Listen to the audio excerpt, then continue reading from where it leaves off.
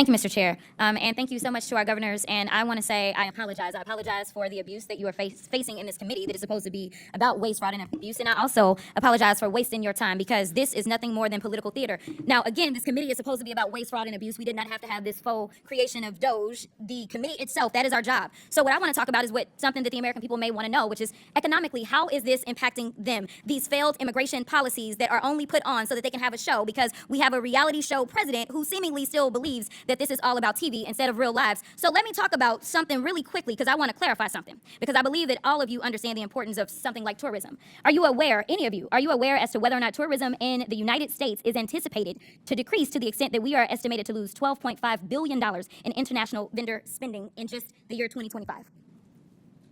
I can answer as the tourism capital of the country. I assume you could. Tourism's already down. It is down in the North Country where the Canadians refuse to come over because of the hostility toward their country. It's happening in New York City. It's happening at our sporting events here, our theater. There's a ripple effect throughout our entire economy because of the change in attitude that our country, that once welcomed people from all over the world to visit and recreate and to live here, now feels like a very hostile place to them. It is going to have an economic impact on our bottom line without a doubt. So let's talk about it a little bit more. So I am supposed to have a number of FIFA games in Dallas, and I am fully anticipating that we are going to have a problem because I've been receiving phone calls that people don't feel safe coming here, and it's not the immigrants.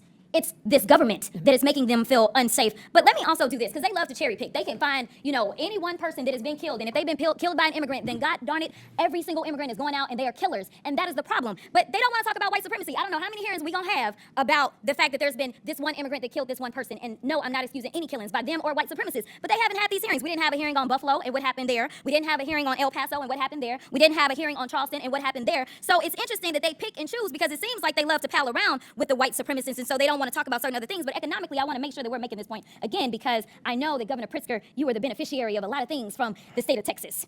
And a lot of people believe that Republicans are fiscally responsible, but instead they are actually fiscally irresponsible because what he spent was a whopping $221 million transporting people from Texas to your state. Something tells me that he could have done something else with that $221 million.